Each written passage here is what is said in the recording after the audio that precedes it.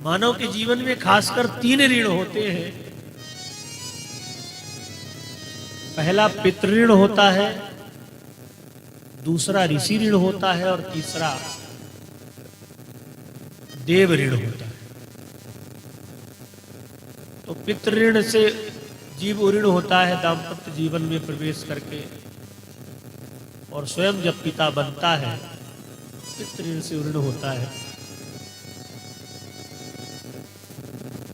और दूसरा है ऋषि ऋण।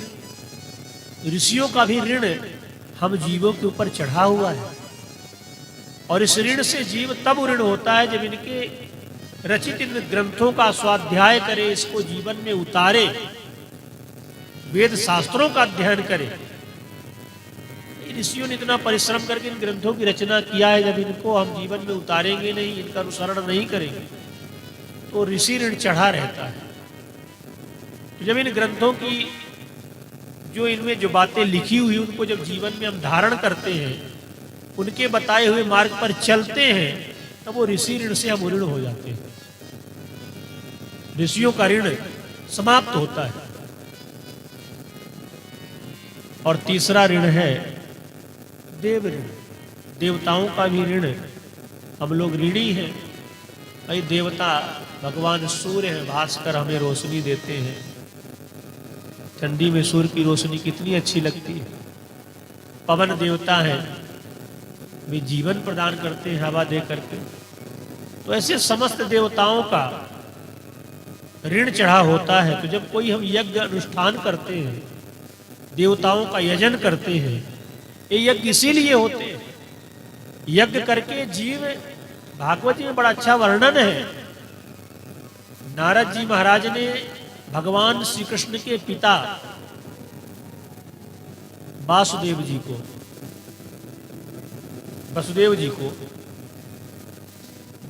को उपदेश दिया था। तो उन्होंने इतना बढ़िया उपदेश दिया कि इस देव ऋण से कैसे ऋण हुआ जाए। तो यज्ञ यज्ञादि करके हम लोग देव ऋण से ऋण होते हैं। इसलिए सबको यज्ञ करना चाहिए, अग्निहोत्र करना चाहिए, क्योंकि जीव से जाने अनजाने नित्य प्रति पाप होते हैं। कोई भी संसार में ऐसा मानव नहीं है जो कह सके कि हमने कोई पाप नहीं किया। अगर हम मानव हैं तो कुछ न कुछ पाप जीव से बन जाते हैं, जानकारी में नहीं, अनजाने में सही। चलते फिरते भोजन करते हैं, तब सब जगह है जीव है, उनकी हत्या होती है। भोजन बनता है तो लकड़ियों में कीड़े होते हैं, कंडे में होते हैं, अन्न में रहते हैं, किसी न किसी प्रकार से पाप बनता है। तो इन पापों के प्रायश्चित्त के लिए हमें नित्य प्रति अग्निहोत्र करना चाहिए, हवन करना चाहिए। जब देवताओं के निमित्त हम अग्नि में हवन करते हैं, तो इससे नित्य के पाप हमारे नष्ट होते हैं, नित्य के पाप समन हो जाते हैं। सबको कोई व्यवस्था नहीं तो जो नमक का हवन नहीं करना चाहिए, नमक वाली वस्तु का, तो जो हमने प्रसाद बनाया उसी का हवन करें, घी का हवन करें, गुड़ का हवन करें, घी गुड़ का, तो देवताओं को इससे संतुष्टि मिलती है, उनका भोजन है हवन। तो इससे हमारे नित्य के पाप नष्ट होते हैं। हवन करें, ज्यादा नहीं तो 5 आहुति तो जरूर करें। और इतना संभव है, पर आजकल अब गांवों में भी सब जगह गैस का समय आ गया है। धुआं से घर की शोभा बिगड़ जाती, कहते कारिक जम जाती। कहीं कहीं जाते हैं हवन, कुछ दिनों से नित्य नियम बना हुआ हवन करने का।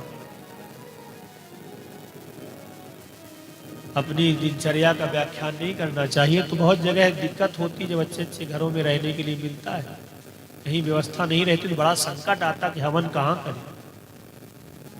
तो गांवों में तो छत में चले जाते हैं कि और कहीं जहाँ फ्लैट में व्यवस्था होती वहाँ छत भी कई मंजिल के ऊपर होता है। पर जब कोई नियम बना ले तो भगवान उसे पूरा करते हैं। ये हमने अपने जीवन में अनुभव किया है कि पहले थोड़ी संकट आता है, भगवान परीक्षा लेते। कोई भी नियम आप बनाएंगे, आपने नियम बना लिया कि हमें प्रत्येक दिन हनुमान जी का दर्शन करना है, तो बीच में ऐसी स्थिति आएगी कि आप दर्शन करने से वंचित रहेंगे। और फिर भी यदि आपने लाख काम छोड़ करके और दर्शन के लिए यदि आप आए हैं, फिर भगवान उसमें अनुकूलता प्रदान करते हैं, पहले परीक्षा लेते हैं।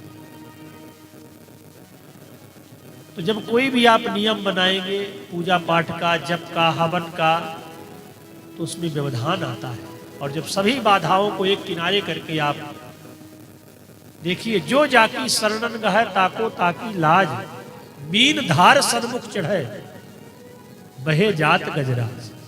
मछली हमेशा धार में उल्टा चढ़ती है, ऊपर की ओर चढ़ जाती है, जिसमें बड़े बड़े हाथी बह जाते हैं। तो जिसकी शरण में हम, जिसकी शरण ग्रहण करते हैं, वही देवता, वही हमारे इष्ट भगवान हमारी फिर रक्षा करते हैं। तो हमें आश्रय जरूर लेना चाहिए, ऐसा भाव हो।